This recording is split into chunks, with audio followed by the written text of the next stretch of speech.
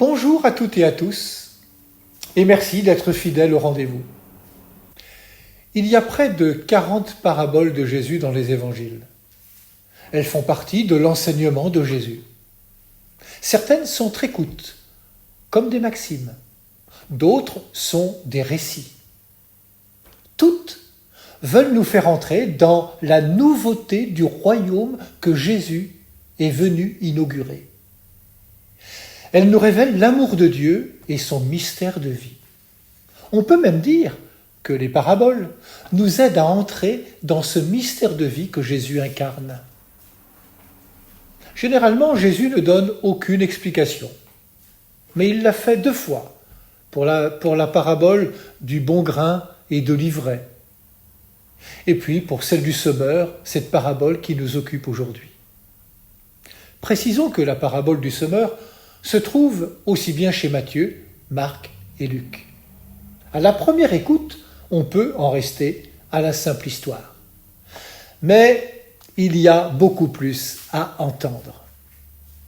Et nous sommes concernés, car une parabole, comme toute parole de Jésus d'ailleurs, concerne celui ou celle qui l'écoute. Vous avez des oreilles ? Elle nous parle de la parole de Dieu que Jésus appelle dans l'évangile de Matthieu la parole du royaume. Elle nous parle de Jésus lui-même, qui est la parole du royaume. Il est cette parole que Dieu sème dans notre monde. Jésus parole va donc aller de village en village à la rencontre des gens, de tous les gens, pauvres et riches, malades et bien portants, les pécheurs, les autres croyants. Il ne se prive d'aucun terrain, d'aucune terre. Il sème largement. Jésus parole sera comme dans la parabole, écouté et accueilli, rejeté parfois. Mais il ne s'arrêtera jamais. Il n'aura de cesse d'aller à la rencontre des cœurs pour y semer sa parole. Cette parole, il la sème sans l'imposer.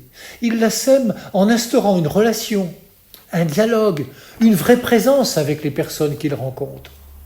Quelle que soit la terre rencontrée, il l'aime. Jésus est ce grain que le Père a semé sur notre planète. Et ce grain rencontre parfois la bonne terre.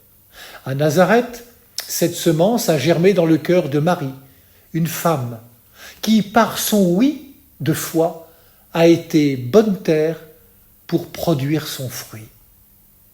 À Bethléem, dans la nuit, Jésus parole a pris naissance dans le cœur de pauvres bergers, puis de mages, bonne terre pour que croisse la parole.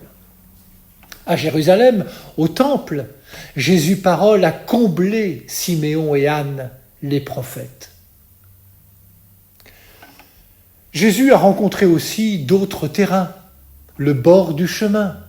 Je pense à certains scribes et pharisiens qui ne cherchaient pas à comprendre Jésus, trop occupés à savoir comment le piéger ou le mettre à l'épreuve. Le sol pierreux. Je pense à ces disciples qui vont abandonner Jésus en cours de route lorsque la mission sera trop difficile. Les ronces. Je pense au jeune homme riche, prêt à tout pour suivre Jésus, sauf à lâcher ses richesses. Mais ne nous y trompons pas. Nous sommes tous les terrains à la fois, selon les moments et les saisons de notre cœur. Ainsi, travaillons, ou plutôt laissons-nous travailler par l'Esprit du Seigneur qui peut faire en nous toutes choses nouvelles. Gardons l'espérance, car à tout moment de notre vie, nous pouvons être bonne terre. Et si cela nous semble impossible, alors méditons la parole de l'Évangile. Rien n'est impossible pour Dieu. Si le Père du ciel sème son Verbe dans le monde, sans calcul, sans compter, c'est bien parce qu'il croit en nous plus que nous-mêmes. C'est bien parce qu'il croit dans sa grande patience, que nos cœurs peuvent s'ouvrir à tout moment, ne serait-ce qu'un tout petit peu, afin que croisse en nous la parole de vie qui est le Christ lui-même. C'est ainsi que Dieu aime. Je vous laisse avec cette magnifique prière de Antoine Chevrier, prêtre du diocèse de Lyon au XIXe siècle, qui fut très attaché à Jésus, parole pour le monde. Bonne soirée à toutes et à tous.